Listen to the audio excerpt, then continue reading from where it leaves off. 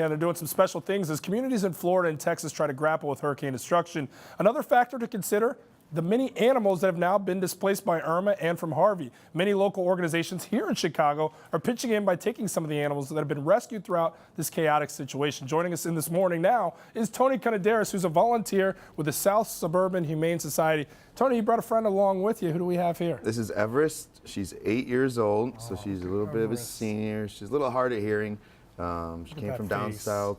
She's housebroken, loves other dogs. She was part of a transport of 25 dogs that came up from the Texas area, and she's the last one looking for a home. So. I mean, look at that sweet face. She's come in here. She's been super chill, coming up to everybody, hanging out. Toni, can you tell me a little bit about what you guys have experienced in this rescue process in totality? You were telling me about a really unique situation in Houston with the animals and the shelters being full already, even prior to the I think that's what devastation. people forget is that shelters already have dogs in them, like they were empty. So not only are you trying to place them, there's also stray problems in Houston. Then you have all these dogs coming in that were displaced, so there's nowhere for them to go. So you're trying to get the dogs in the shelter out so you can make room for dogs to find their families. So just pretty much what's going on in Florida right now as well. It's talking probably thousands of dogs are looking for homes right now because of the hurricane. So just doing our best up here to try to transport them up north.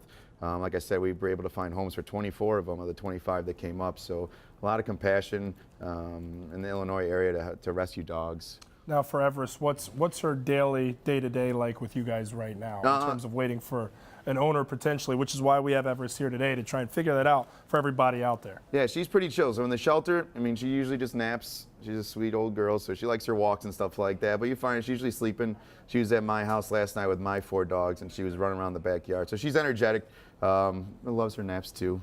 Who doesn't? I mean, look at it. You can't get dogs to behave like this. On set, all these lights, people all around, and yet still Everest is chilling. I mean, this is a dog everyone should really consider. So what got you involved in this, Toni? What made you want to help make a difference? My whole life I've loved dogs, and I'm actually running the Chicago Marathon for a third year in a row. I've been able to raise almost $10,000 the last 2 years. So I'm just surrounded by a lot of compassionate people, friends, family, my work. So it's always been kind of a calling for me to try and help out because I feel like, changing their lives is one of the better things you could do with your life, is just to help somebody who can't help themselves, and just be the voice for the voiceless. So that's fantastic. Toni, now the relief effort's not over yet. You guys are actually going back down to Texas, correct? Yeah, they actually left yesterday. They had a van full of supplies, South Suburban Humane Society. So they're going down there, dropping off a ton of supplies that people locally donated, and they're going to help out the local shelters there. Since there's a lot of dogs still misplaced, trying to help them find homes, help them medically, stuff like that. So.